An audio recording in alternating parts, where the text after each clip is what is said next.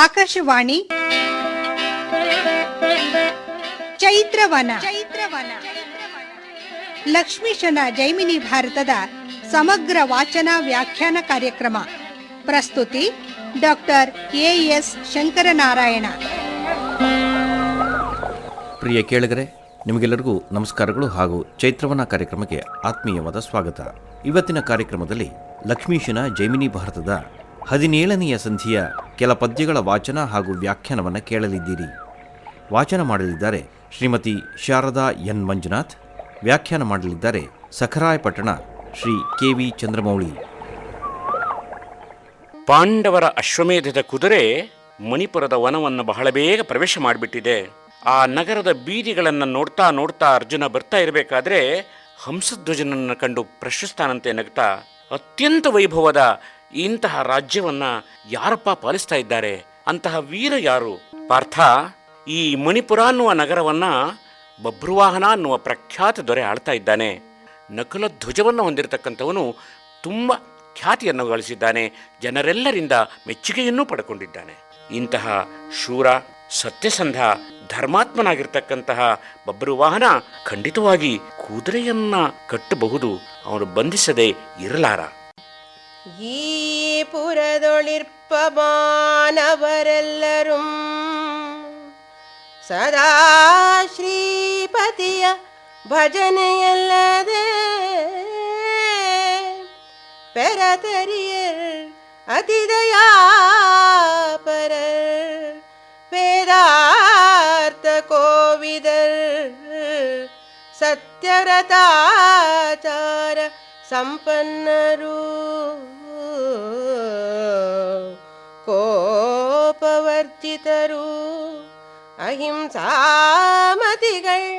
ಆತ್ಮಸ್ವರೂಪಜ್ಞರು ಅತಿಬಲರ್ ದಾನಿಗಳ್ ಶುಚಿಗಳ್ ಪ್ರತಾಪಿಗಳ್ ವೀರರ್ಗಳತಿ ನಿಪುಣರ್ ಅನಸೂಯರಸ್ತ್ರ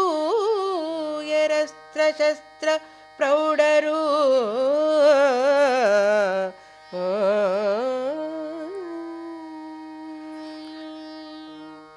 ಯಥಾ ರಾಜ ತಥಾ ಪ್ರಜಾ. ಈ ಮಣಿಪುರದ ಪ್ರಜೆಗಳು ಕೂಡ ಸದಾ ಶ್ರೀಹರಿಯ ನಾಮಸ್ಮರಣೆಯನ್ನು ಮಾಡ್ತಾ, ಭಜನೆಯನ್ನು ಮಾಡ್ತಾ ಆನಂದದಿಂದ ಇದ್ದಾರೆ. ಧರ್ಮವನ್ನು ಅವರು ಎಂದೂ ಕೂಡ ಬಿಟ್ಟಿಲ್ಲ. ಬಹಳ ಜ್ಞಾನಿಗಳಾಗಿದ್ದಾರೆ. ಸತ್ಯವನ್ನು ಒಂದು ವ್ರತದ ರೀತಿಯಲ್ಲಿ ಅವರು ಪರಿಪಾಲಿಸ್ತಾ ಇದ್ದಾರೆ. ಎಲ್ಲಕ್ಕಿಂತ ಹೆಚ್ಚಾಗಿ ಅರಿಷಡ್ವರ್ಗದಲ್ಲಿ ಒಂದಾದಂತಹ ಕೋಪವನ್ನು ತ್ಯಜಿಸಿಬಿಟ್ಟಿದ್ದಾರೆ. ಸದಾ ಅಹಿಂಸಾಪರರಾಗಿದ್ದಾರೆ.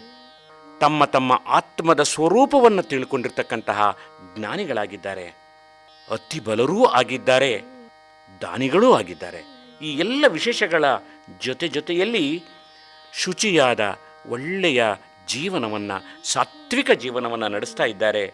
ಕೇವಲ ವೀರರಷ್ಟೇ ಅಲ್ಲ, ಬುದ್ಧಿವಂತರೂ ಕೂಡ ಆಗಿದ್ದಾರೆ. ಅಸೂಯೆ ಅವರಲ್ಲಿ ಯಾವತ್ತೂ ಸುಳಿದಿಲ್ಲ. ಇನ್ನು ಶಸ್ತ್ರಾಸ್ತ್ರಗಳ ಪ್ರೌಢಿಮೆಯಂತೂ ಅತಿ ಹೆಚ್ಚಾಗಿದೆ ಅಂತ ಹಂಸಧ್ವಜ ಅರ್ಜುನನಿಗೆ ಹೇಳ್ತಾ ಇದ್ದಾನೆ. ಯೋಗಿ ಜನದಂತೆ ಮುಕ್ತಾಹಾರದಿಂ ಪೂಜ್ಯಮಾಗಿಹುದೋ ಪಾತಾಳ ನಿಳಯದಂತಾವಗಂ ಭೋಗಿಪ ವಿಲಾಸಮಂ ತಳೆದಿವುದೋ ಸಂತತಂ ಗಾಂಧರ್ವಶಾಸ್ತ್ರದಂತೆ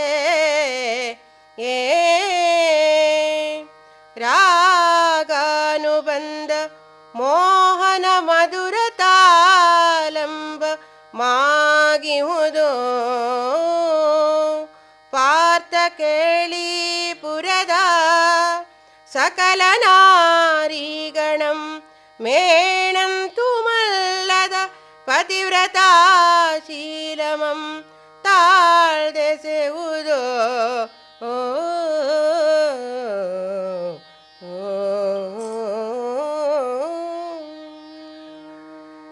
ಈ ರಾಜ್ಯದ ಸ್ತ್ರೀಯರೂ ಸಹ ಶ್ರೇಷ್ಠವಾದ ಸಚ್ಚಾರಿತ್ರ್ಯವುಳ್ಳವರು.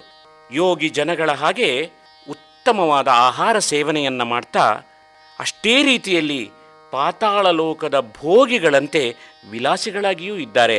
ನಾವೇನು ಧರ್ಮಾರ್ಥ ಕಾಮ ಮೋಕ್ಷಗಳು ಅಂತ ಹೇಳ್ತೀವಿ, ಆ ಕ್ರಮಬದ್ಧವಾಗಿ ಅದನ್ನು ನಡೆಸ್ಕೊಂಡು ಬರ್ತಾ ಇದ್ದಾರೆ.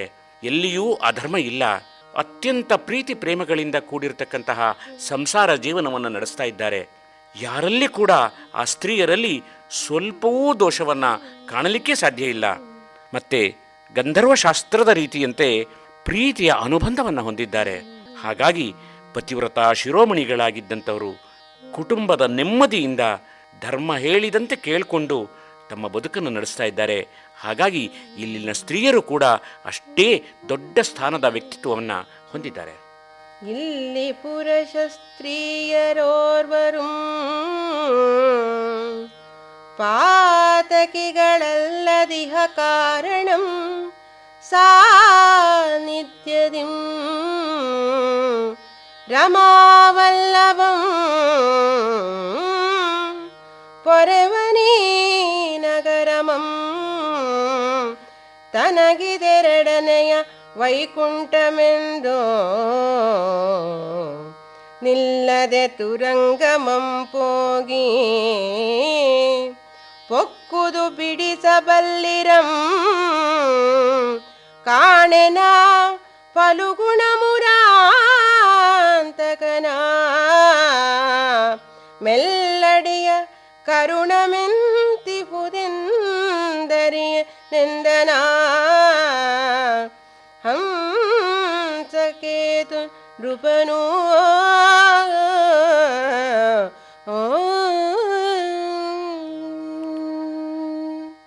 ಧರ್ಮೋ ರಕ್ಷಿತಿ ರಕ್ಷಿತಃ. ಯಾರು ಧರ್ಮವನ್ನು ಕಾಪಾಡ್ತಾರೋ ಅವರನ್ನು ಧರ್ಮದಿಂದ ಆ ಧರ್ಮವೂ ಕೂಡ ಕಾಪಾಡುತ್ತೆ ಅಂತಕ್ಕಂತಹ ಭಗವಂತನ ಮಾತುಗಳನ್ನು ನಾವಿಲ್ಲಿ ನೆನಪಿಸಿಕೊಳ್ಳಬಹುದು. ಮಣಿಪುರದ ಸ್ತ್ರೀ ಪುರುಷರೆಲ್ಲರೂ ಕೂಡ ಯಾವುದೇ ಪಾಪಕರ್ಮಗಳನ್ನು ಮಾಡಿಲ್ಲದಲೇ ಇರುವುದರಿಂದ ಲಕ್ಷ್ಮೀಕಾಂತನಾಗಿರತಕ್ಕಂತಹ ಶ್ರೀಹರಿ ತನ್ನ ಮನಸ್ಸಿನಲ್ಲಿ ಒಂದು ನಿರ್ಧಾರವನ್ನು ತೆಗೆದುಕೊಂಡಿದ್ದಾನಂತೆ. ಈ ರಾಜ್ಯವೇ ನನಗೆ ಎರಡನೇ ವೈಕುಂಠವಾಗಿದೆ ಅಂತ ಹೇಳಿ ಭಾವಿಸಿ ಕಾಪಾಡ್ತಾ ಇದ್ದಾನೆ. ಎಲ್ಲಿ ವಿಷ್ಣು ಸಾನ್ನಿಧ್ಯ ಇದೆ, ಹಾಗಾಗಿ ಇಡೀ ನಗರ ಪವಿತ್ರವಾಗಿದೆ. ರಾಜಭಕ್ತಿಯಲ್ಲಂತೂ ಎಲ್ಲರೂ ಶ್ರೇಷ್ಠರಾಗಿದ್ದಾರೆ. ಹಾಗಾಗಿ ಈ ಬಬ್ರುವಾಹನ ಯಜ್ಞಾಶ್ವವನ್ನು ಕಟ್ಟಿದರೆ, ಅಕಸ್ಮಾತ್ ಕಟ್ಟಿದರೆ ಅದನ್ನು ಬಿಡಿಸಿಕೊಂಡು ಬರತಕ್ಕಂತಹ ಶೂರರನ್ನು ನಾನು ಕಾಣೆ, ನನಗೆ ಗೊತ್ತಿಲ್ಲ ಅಂತ ಹೇಳಿ ಹಂಸಧ್ವಜ ಸ್ವಲ್ಪ ಆತಂಕವನ್ನು ಕೂಡ ವ್ಯಕ್ತಪಡಿಸ್ತಾ ಇದ್ದಾನೆ. ಮೇಲಾಗಿ ನೆನಪಿಸ್ಕೊಳ್ತಾನೆ, ಶ್ರೀಕೃಷ್ಣನ ಕೃಪೆ ನಮ್ಮ ಮೇಲೆ ಹೇಗಿದೆಯೋ ಗೊತ್ತಿಲ್ಲ, ಅದು ಇದ್ದರೆ ಮಾತ್ರ ನಾವು ಇಲ್ಲಿಂದ ಸರಿಯಾದ ದಾರಿಯಲ್ಲಿ ಮುನ್ನಡೆಯಬಹುದು. ಹಾಗಾಗಿ ಈ ಮಾತುಗಳನ್ನು ಹಂಸಕೇತು ಅರ್ಜುನನಿಗೆ ಹೇಳ್ತಾ ಇದ್ದಾನೆ. ಭೂಲೋಲ ಕೇಳ್ಮರಾಳ ಧ್ವಜನ ಮಾತ ನಿಂತಾಲಿಸುವ ಪಾತನ ಕಿರೀಟಾಗ್ರದೊಳ್ ಬಂದು ಕಾಲೂರಿ ನಿಂದಿರ್ದುದೊಂದು ಪರ್ದೇನೆಂಬೆನುತ್ಪಾತದದ್ಭುತವನು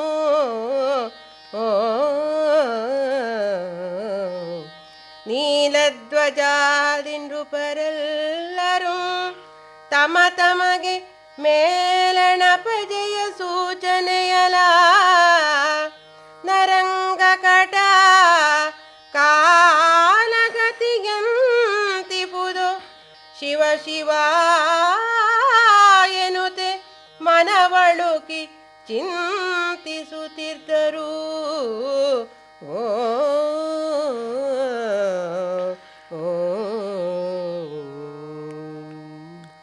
ಹಂಸಕೇತುವಿನ ಈ ಮಾತುಗಳನ್ನು ಕೇಳ್ತಾ ನಿಂತಿದ್ದ ಮೈಮರೆತು ಅರ್ಜುನ. ಆ ಸಮಯದಲ್ಲಿ ಒಂದು ದೊಡ್ಡ ಅಪಶಕುನಾದ ಘಟನೆ ನಡೆದು ಬಿಡ್ತು. ಕಿರೀಟಿ ಅನ್ನತಕ್ಕಂತಹ ಬಿರುದನ್ನು ಹೊಂದಿದಂತಹ ಅರ್ಜುನನ ಕಿರೀಟದ ತುದಿಯ ಮೇಲೆ ಹಾರಿ ಹೋಗ್ತಾ ಇದ್ದಂತಹ ಒಂದು ಮುದಿಹದ್ದು ಇದ್ದಕ್ಕಿದ್ದಂತೆ ಬಂದು ತನ್ನ ಕಾಲುಗಳನ್ನು ಊರಿ ನಿಂತ್ಕೊಂಡು ಬಿಡ್ತು. ಈ ದೃಶ್ಯವನ್ನು ಕಂಡಂತ ಎಲ್ಲರೂ ಕೂಡ ಹೆದರ್ಕೊಂಡಿದ್ದಾರೆ. ತಕ್ಷಣದಲ್ಲಿ ನೀಲಧ್ವಜನಾದಿಯಾಗಿ ಎಲ್ಲರೂ ಕೂಡ ತಮ್ಮ ತಮಗೇ ಚಿಂತೆ ಮಾಡ್ತಾ ಇದ್ದಾರೆ. ಓಹೋ, ಇದು ಬಹುಶಃ ಜಯಸೂಚಕವಲ್ಲ.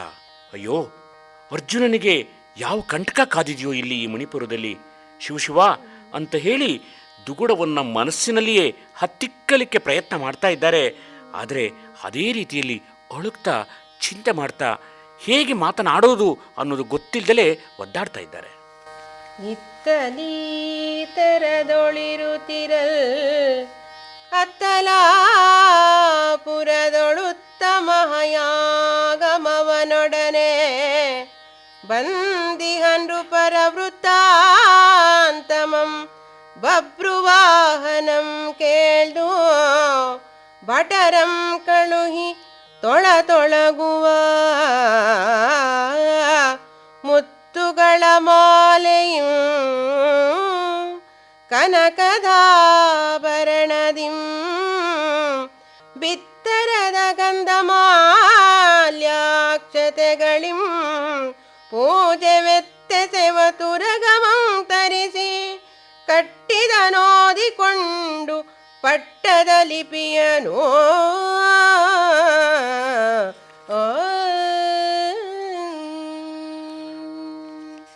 ಈ ಕಡೆ ಇಂಥ ಅಪಶಕನ ಆದರೆ ಆ ಕಡೆ ಮಣಿಪುರದಲ್ಲಿ ಒಂದು ಉತ್ತಮ ಯಾಗಾಶ್ವ ಬಂದಿದೆ ಅನ್ನುವ ಸುದ್ದಿಯನ್ನು ತಿಳಿದಂತಹ ಬಬ್ರುವಾಹನ ಆಶ್ಚರ್ಯವನ್ನು ಪಡ್ತಾ ಇದ್ದಾನೆ. ಅದರೊಂದಿಗೆ ಬಂದಿರತಕ್ಕಂತಹ ರಾಜರುಗಳ ವೃತ್ತಾಂತವನ್ನು ಕೇಳಿ ತಿಳ್ಕೊಂಡಿದ್ದಾನೆ. ತಕ್ಷಣದಲ್ಲಿಯೇ ಭಟರನ್ನು ಕಳುಹಿಸಿ ಆ ಉತ್ತಮವಾದ ಮುತ್ತು ಚಿನ್ನದ ಆಭರಣಗಳಿಂದ ಕೂಡಿದಂತಹ ವಿಸ್ತಾರವಾದ ಆ ಹಣೆಯನ್ನು, ಗಂಧ ಹೂವುಗಳಿಂದ ಪೂಜಿಸಿರ್ತಕ್ಕಂತಹ ಕುದುರೆಯನ್ನು, ಅಕ್ಷತೆಗಳಿಂದ ಪೂಜಿಸಿದಂತಹ ಕುದುರೆಯ ಆ ಹಣೆಯಲ್ಲಿ ರಾರಾಜಿಸ್ತಾ ಇದ್ದಂತಹ ಪಟ್ಟಿಯನ್ನು ನೋಡ್ತಾ ಇದ್ದಾನೆ. ತಂದು ನೇರವಾಗಿ ಉದ್ಯಾನವನದಲ್ಲಿ ಕಟ್ಟಿ ಅದರ ಹಣೆಯ ಮೇಲಿದ್ದಂತಹ ಆ ಬರವಣಿಗೆಯನ್ನು ಓದ್ಕೊಳ್ತಾ ಇದ್ದಾನೆ. ಅರಸ ಕೇಳಾದುದನಿತರೊಳಸ್ತಮಯ ಸಮಯ ಮರವಿಂದದಲರ್ಗಳೊಳ್ ಸೆರೆಯಾದು ಬಾರಡಿಗಳಿರದೆ ಸರಿದು ಬಿಸಿಲ ಬೀಡುಗಳ್ಗೂಡುಗೊಂಡು ಕೂಡೆ ಪಕ್ಷಿ ಜಾತಿ ಪಿರಿದೆನಿಪ ಕತ್ತಲೆಯ ರಾಶಿಯಂ ಪೊತ್ತಿಕೊಂಡುರಿವ ಬೆಂಕಿಯ ಕಡೆಯೊಡುಳಿದ ಕೆಂಗೆಂಡಮೆನೆ ತರಣಿ ಮಂಡಲಂ ಎಸೆದುದ ಪರಿದಿಗ್ಭಾಗದೊಳ್ ಕೊರಗಿದುವು ಕೋಕಂಗಳು.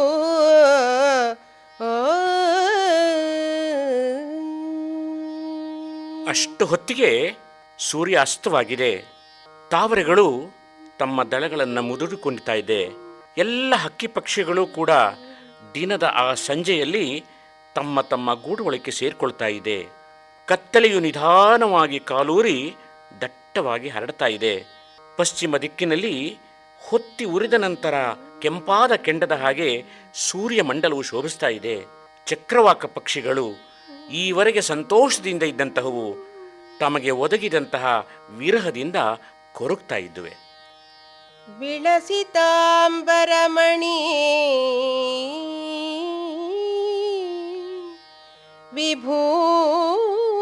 ವಿಭೂಷಣವನುಳಿದು ಮಂಗಳ ರಾಗಮಂ ತಾಳ್ದು ತಾರಾಭರಣವನಾಂತಳೋ ಸಂಜೆವೆನ್ನೆಂಬ ತೆರದಿಂದೆ ಕೆಂಪಿಡಿದುಡುಗಳೆಸೆದು ಬಾಗಸದೊಳು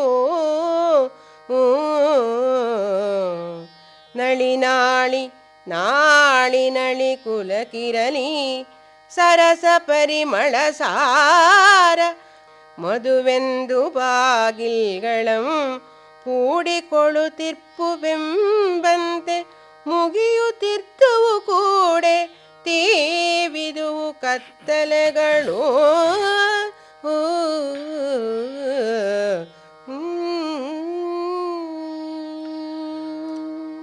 ಸುಂದರರಾದ ತರುಣಿಯರು ರತ್ನದ ಅಲಂಕಾರಗಳೆಲ್ಲವನ್ನು ಬಿಟ್ಟು ಮಧುರವಾದಂತಹ ಪ್ರೀತಿಯ ಭಾವನೆಗಳನ್ನು ಹೊಂದತಕ್ಕಂತಹ ಒಂದು ಕಾಲ.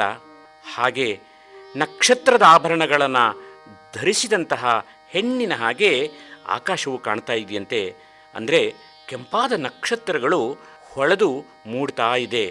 ಕತ್ತಲೆಯೂ ಕೂಡ ನಿಧಾನವಾಗಿ ಆವರಿಸ್ತಾ ಇರುವ ಹಾಗೆ ಅತ್ಯಂತ ಮಧುರವಾಗಿರತಕ್ಕಂತಹ ಮಧು ಎಂಬತಕ್ಕಂತಹ ಪ್ರೇಮರಾಗ, ಆ ಪ್ರೀತಿಯ ಜೇನೆಂಬತಕ್ಕಂತಹ ಒಂದು ಸಿಹಿಯಾದಂತಹ ಮನೋಭಾವನೆ ತುಂಬಿಕೊಂಡಿದೆ ಎಲ್ಲರಲ್ಲಿ ಕೂಡ.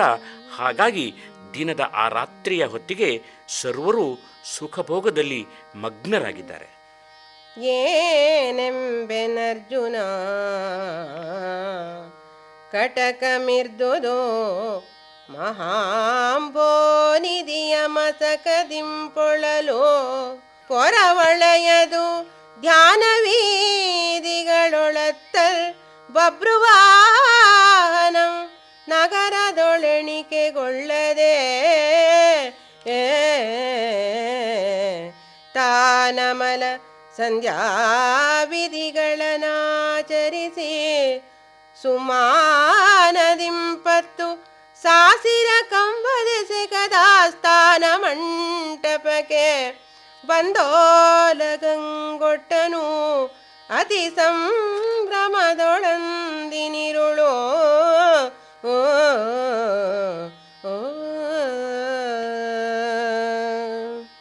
ಅರ್ಜುನನ ಸೈನ್ಯ ಸಾಗರ ಅಧಿಕವಾಗಿ ಮಣಿಪುರದ ಹೊರಗೆ ಬೀಡುಬಿಟ್ಟಿದೆ. ನಗರದ ಉದ್ಯಾನಗಳಲ್ಲಿ ಬೀದಿಗಳಲ್ಲಿ ವಿಶ್ರಾಂತಿಯನ್ನು ಪಡೀತಾ ಇದ್ದಾರೆ. ಈ ಕಡೆ ಬಬ್ರುವಾಹನ ಸಂಜೆಯಾಗಿದೆ, ಶುದ್ಧನಾಗಿ ಸಂಧ್ಯಾವಂದನಾದಿಗಳನ್ನು ಆಚರಣೆ ಮಾಡಿದ್ದಾನೆ. 10,000 ಕಂಬಗಳಿಂದ ರಚಿತವಾಗಿರತಕ್ಕಂತಹ ಅದ್ಭುತವಾದಂತಹ ಆಸ್ಥಾನ ಮಂಟಪಕ್ಕೆ ಹೋಗಿದ್ದಾನೆ. ಅತ್ಯಂತ ಸಂಭ್ರಮ ಸಡಗರಗಳಿಂದ ಸಿಂಹಾಸನದಲ್ಲಿ ಕೂತ್ಕೊಂಡು ಆ ರಾತ್ರಿಯೇ ಪ್ರಮುಖರೆಲ್ಲರ ಸಭೆಯನ್ನು ನಡೆಸ್ತಾ ಇದ್ದಾನೆ ಆ ಆಸ್ಥಾನ ಮಂಟಪದಲ್ಲಿ. ಪಳುಕುಗಳ ನೆಲೆಗಟ್ಟು ಮರಕತಂಗಳ ಜಗಲಿ ಪೊಳೆವ ನೀಲದ ಬಿತ್ತಿ ಬಜ್ಜರದ ಕಂಬ ಮುರೆ ತೊಳಪ ವೈಡೂರ್ಯದ ಮದನಕ್ಕೆ ಮಿರುಪ ಗೋಮೇದಿಕದ ಬೋದಿಗೆಗಳು ಸಲೆ ಪುಷ್ಯರಾಗದಿ ತೊಲೆಗಳ ಸೆವ ಮಾಣಿಕಂಗಳ ಲೋವೆ ಮುತ್ತುಗಳ ಸೂಸಕಂ ಸುಪಾಪವಳದ ಪುತ್ತಳಿ ಪೊನ್ನ ಪೊದಕೆ ರಂಜಿಸಿತು ಚಾವಡಿಯ ಚೌರಸದೆಡೆಯೊಳು.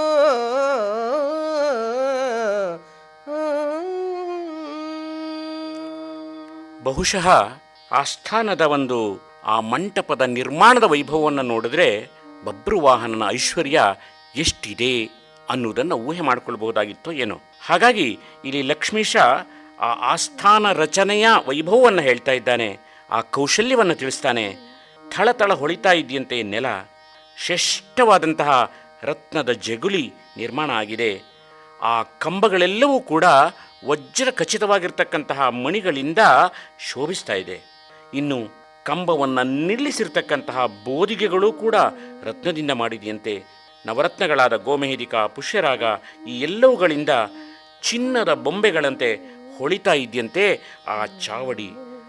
ಕಂಬಗಳಲ್ಲಿರ್ತಕ್ಕಂತಹ ಮೂರ್ತಿಗಳು, ಆ ಪ್ರತಿಮೆಗಳು ಇವೆಲ್ಲವೂ ಕೂಡ ನೋಡುಗರನ್ನು ಆಶ್ಚರ್ಯಚಕಿತರನ್ನಾಗಿಸುವುದಷ್ಟೇ ಅಲ್ಲ, ಮನರಂಜನೆಯನ್ನು, ಸಂತೋಷವನ್ನು ಉಂಟು ಮಾಡ್ತಾ ಇದೆ. ಸಜ್ಜು ಕಮ್ಮುಡಿವ ತಿಲಕಮನಿಡುವ ಮೊಗ ಮುರಿವ ಕಜ್ಜಳಂ ಬರವ ಕನ್ನಡಿಯ ನಿಟ್ಟಿಪ ಪಾಡು ಉಚ್ಚುಗದ ನರ್ತನದ ಕೋಪುಗಳ ವೀಣಾದಿವಾದ್ಯಮಂ ಬಿತ್ತರಿಸುವ ಕಜ್ಜದ ಫಲವು ಕಲೆಗಳಂ ತೋರುವ ಬಿನವದ ಸಜ್ಜೀವಮಾಗಿರ್ದು ಪುತ್ತಳಿಗಳ ವಯವದ ಪಜ್ಜಳಿಪ ನವರತ್ನ ಭೂಕ್ಷಣದ ಕಾಂತಿಗಳ್ ಸಜ್ಜೀವಮಾಗಿರ್ತು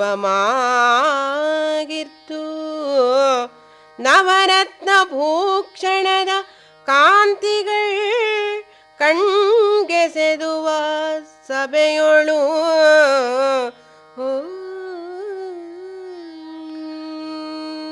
ಆಸ್ಥಾನದ ಎಲ್ಲ ಕಡೆ ನೋಡ್ತಾ ಇರೋ ಹಾಗೇನೆ ಎಲ್ಲ ದಿಕ್ಕುಗಳಲ್ಲಿ ಸ್ತ್ರೀ ಪುತ್ಥಳಿಗಳು ಶೋಭಿಸ್ತಾ ಇದೆಯಂತೆ. ಮೊಗ್ಗಿನ ಮಾಲೆ ಮುಡಿತಾ ಇರತಕ್ಕಂತಹದ್ದು, ತಿಲಕವನ್ನು ಹಣೆಗೆ ಇಡ್ತಾ ಇರತಕ್ಕಂತಹ ಬೊಂಬೆ, ಮುಖವನ್ನು ತಿರುಗಿಸಿ ಕನ್ನಡಿಯಲ್ಲಿ ತನ್ನ ಅಲಂಕಾರವನ್ನು ನೋಡಿಕೊಳ್ತಾ ಇರತಕ್ಕಂತಹ ಒಬ್ಬ ಪುತ್ಥಳಿ, ನಾನಾ ರೀತಿಯ ನರ್ತನದ ಭಂಗಿಗಳು, ವೀಣೆ ಮುಂತಾದಂತಹ ವಾದ್ಯಗಳನ್ನು ನುಡಿಸ್ತಾ ಇರತಕ್ಕಂತಹದ್ದು, ನಾನಾ ಕಲೆಗಳನ್ನು ತೋರಿಸ್ತಾ ಇರತಕ್ಕಂತಹ ಕಣ್ಣಿಗೆ ಆನಂದದಾಯಕವಾದಂತಹ ಆ ಪುತ್ಥಳಿಗಳು ಬಹುಶಃ ನೋಡುಗರಿಗೆ ಹೇಗೆ ಕಾಣಿಸ್ತಾ ಇದೆಯಪ್ಪ ಅಂದರೆ ಅವು ಸಜೀವವಾದಂತಹ ಸಾಮಾನ್ಯರಾಗಿರ್ತಕ್ಕಂಥ ಸುಂದರಿಯ ಸ್ತ್ರೀಯೇ ಅದಾಗಿದೆ ಅನ್ನುವ ಹಾಗೆ ಆ ಬೊಂಬೆಗಳು ಕಾಣ್ತಾ ಇದೆ. ನವರತ್ನ ಭೂಷಣದ ಆ ಎಲ್ಲ ಕಡೆಯ ಕಾಂತಿಯಿಂದ ಸಭೆಯೂ ಕೂಡ ಶೋಭಾಯಮಾನವಾಗಿದೆ. ಅಂಚೆಗಳ್ ಕೊಳರ್ವಕ್ಕಿಗಳ್ ಜೊನ್ನವಕ್ಕಿಗಳ್ ಪಿಂಚೆಗಳ್ ಗಿಳಿಗಳೆಣ್ಣೆ ವಕ್ಕಿಗಳ್ ಪರಮೆಗಳ್ ಕೊಂಚೆಗಳ್ ಕೋಗಿಲೆಗಳ್ ಅಲ್ಲಲ್ಲಿ ಗೊಪ್ಪಿದುವು ಸಜೀವ ಭಾವದಿಂದೆ ಪಂಚಾನನಾದಿ ಮೃಗತತಿ ಗಜಹಯಾವಳಿ ವಿರಂಚಿ ಸೃಷ್ಟಿಯೊಳುಳ್ಳ ಮೂರ್ಜಗದ ನಾನಾ ಪ್ರಪಂಚುಗಳ ಚಿತ್ರಪತ್ರಂಗಳೆಸೆದುತ್ತುವ ಸಭೆಯೊಳ್ ಮನೋಹರ ಮೆನೆ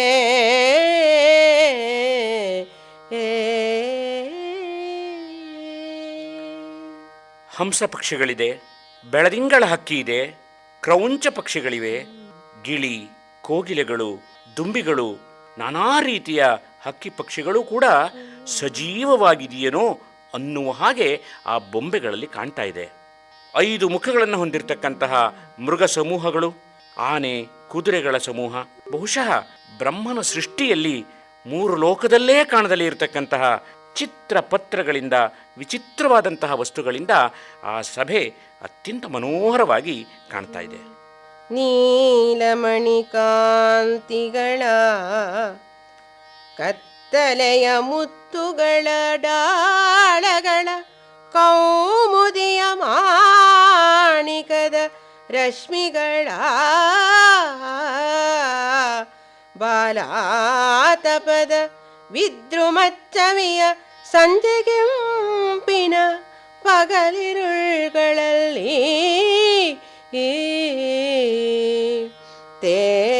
ತೇಲದಿವುವಲ್ಲದೆ ದಿವಾರಾತ್ರಿಯುಂಟೆಂಬ ಕಾಲಭೇದವನರಿಯದ ತೇಲದಿವುವಲ್ಲದೆ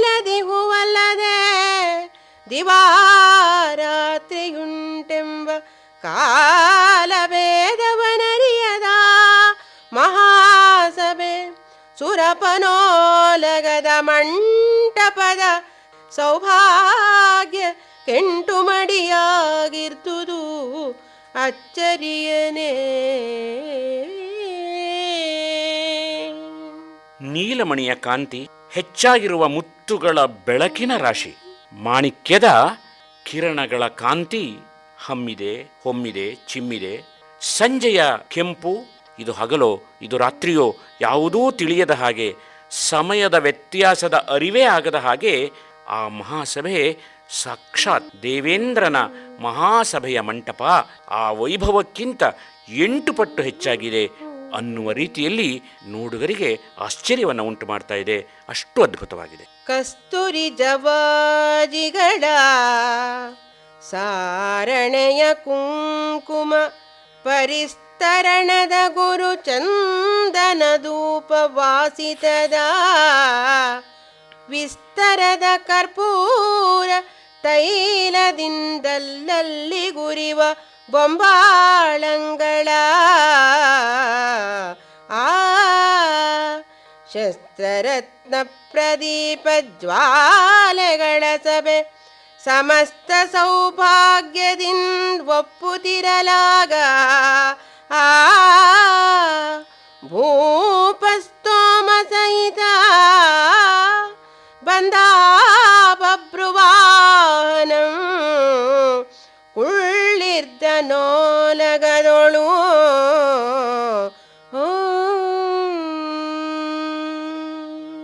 ಕಸ್ತೂರಿ ಮುಂತಾದ ಸುವಾಸಿತ ದ್ರವ್ಯಗಳಿಂದ ನೆಲವನ್ನೆಲ್ಲ ಶುದ್ಧಗೊಳಿಸಿದ್ದಾರೆ.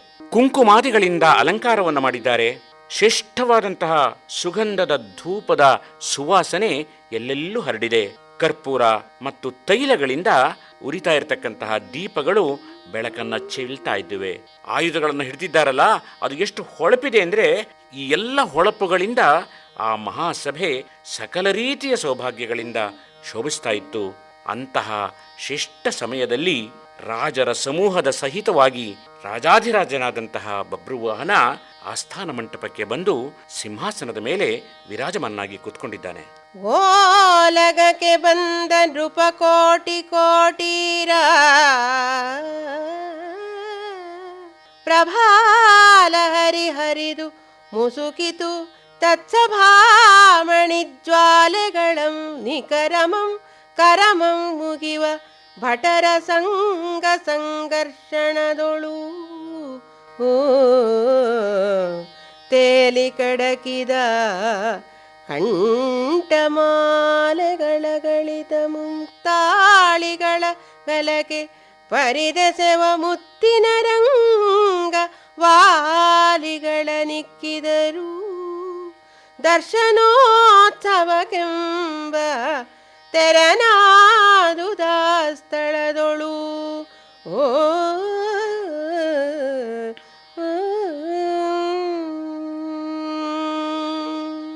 ಲೆಕ್ಕಕ್ಕೆ ಸಿಗದಷ್ಟು ರಾಜರ ಸಮೂಹ ಆಸ್ಥಾನಕ್ಕೆ ಬಂದಿದೆ. ಅವರೆಲ್ಲರ ಕಿರೀಟಗಳ ಕಾಂತಿಯ ಅಲೆಗಳು ಎಲ್ಲ ಕಡೆ ಹಬ್ಬಿದೆ. ಸಭಾಮಣಿಗಳ ಸಮೂಹ ತಮ್ಮ ಕೈಗಳನ್ನು ಮುಗಿತಾ ರಾಜನನ್ನ ಅಭಿನಂದಿಸಲಿಕ್ಕೆ ಧಾವಿಸ್ತಾ ಇದ್ದಾರಂತೆ.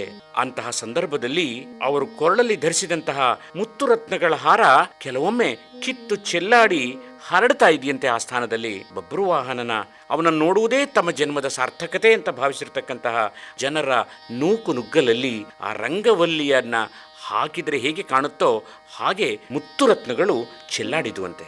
ವಿಭ್ರಾಜಿಸುವ ರಾಜಮಂಡಲದಿರವನೇ ಕಂಡಬ್ರದಲ್ಲಿಯ ರಾಜಮಂಡಲಂ ತನಗಿನ್ನು ವಿಭ್ರಮದ ವೃತ್ತಮೇಕೆಂದು ಲಜ್ಜಿಸಿ ನೀಳ್ದ ತೆರದಿಂದೆ ಕಂಗೊಳಿಸುವ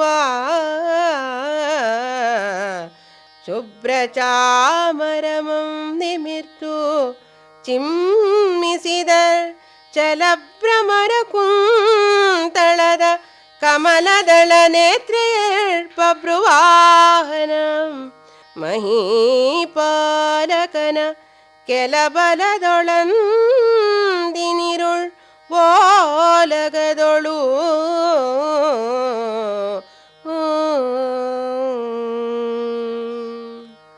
ಅತ್ಯಂತ ಸಂಭ್ರಮ ಸಡಗರಗಳಿಂದ ಕೂಡಿದೆ ಆ ರಾಜಮಂದಿರ.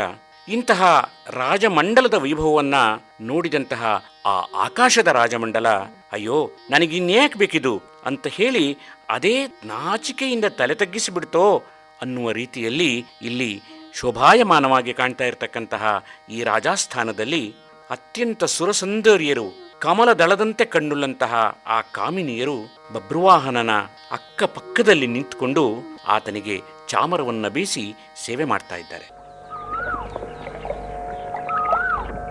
ಇದುವರೆಗೆ ಲಕ್ಷ್ಮೀಶನ ಜೈಮಿನಿ ಭಾರತದಲ್ಲಿ 17ನೆಯ ಸಂಧಿಯ ಕೆಲ ಪದ್ಯಗಳ ವಾಚನ ಹಾಗೂ ವ್ಯಾಖ್ಯಾನವನ್ನು ಕೇಳಿದಿರಿ. ವಾಚನ ಮಾಡಿದವರು ಶ್ರೀಮತಿ ಶಾರದಾ ಎನ್ ಮಂಜುನಾಥ್, ವ್ಯಾಖ್ಯಾನ ಮಾಡಿದವರು ಸಖರಾಯಪಟ್ಟಣ ಶ್ರೀ ಕೆ.ವಿ. ಚಂದ್ರಮೌಳಿ. ಚೈತ್ರವನ ಕೇಳಿದ್ರಿ. ಕಾರ್ಯಕ್ರಮದ ಪ್ರಸ್ತುತಿ ಡಾಕ್ಟರ್ ಎ.ಎಸ್. ಶಂಕರನಾರಾಯಣ. ನಿರ್ಮಾಣ ನೆರವು ಸಂಜೀವ ಆರ್ ನಾಮಣ್ಣವರ್. ಇದು ಇಂದಿನ ಚೈತ್ರವನ. ಈ ಕಾರ್ಯಕ್ರಮ ಆಕಾಶವಾಣಿ ಭದ್ರಾವತಿ ಕೇಂದ್ರದ ಕೊಡುಗೆ.